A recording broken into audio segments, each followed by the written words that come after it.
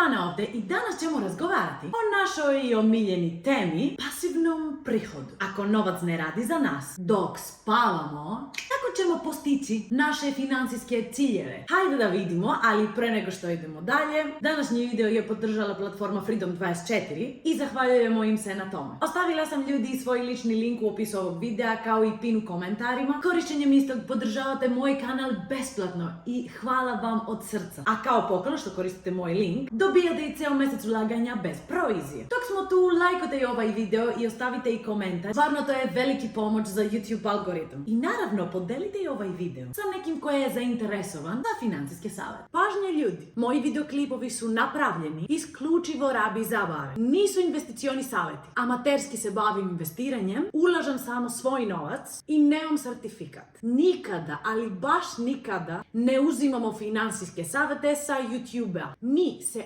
uvek oslanjamo na stručnjake i uvek radimo svoja lična istraživanja pre nego što investiramo u bilo koji projekat ili platformu.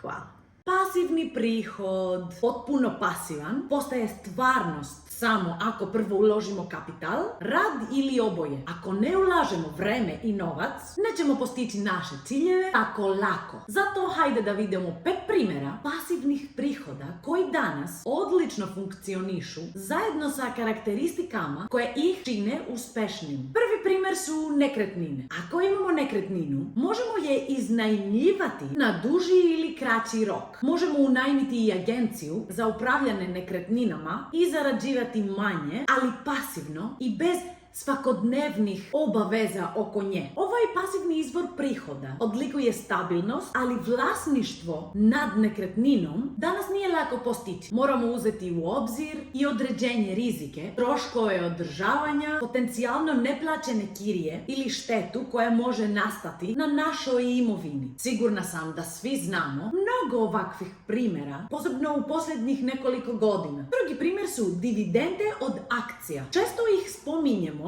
i definitivno ih volimo. Osnovna karakteristika je rast vrednosti akcija tokom vremena, dok redovno dobijamo dividende.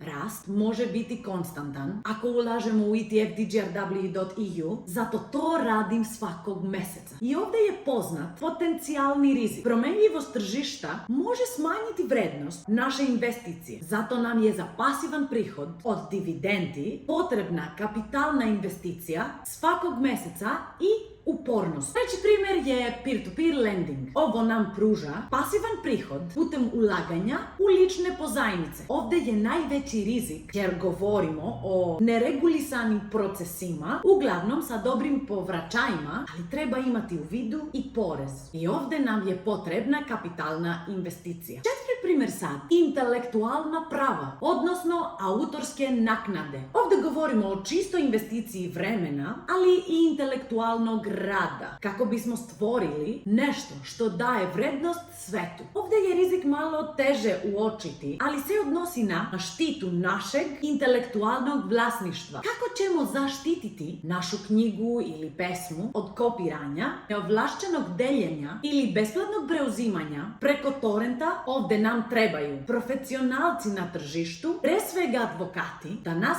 zaštite. Na kraju, ovakav izvor prihoda nikada ne nestaje i donosi nam prihod neprestano. I na kraju 5 primjer su depoziti s fiksnim rokom. Iako je rizik možda najmanji od ostalih načina koje smo naveli, u isto vrijeme prinos je dosta manji. Kamatne stope za takve depozite, a samim tim i prinos, mogu varirati i zavise od mnogo faktora, uključujući vreme trajanja depozita i politiku banke. Važno je da pažljivo pročitamo uslove depozita, uključujući i eventualne troškove i kazne koje se mogu primijeniti ako se depozit povuče pre isteka roka. Također obraćamo pažnju na to kako će kamata biti isplaćena na kraju roka, periodično ili na drugi način. I to je to. Na kraju još jednom se zahvaljujemo platformi Freedom24 koja je podržala nas današnji video. Stavila sam svoj lični link u opisu ovog videa kao i pin u komentarima. Korišćenjem istog besplatno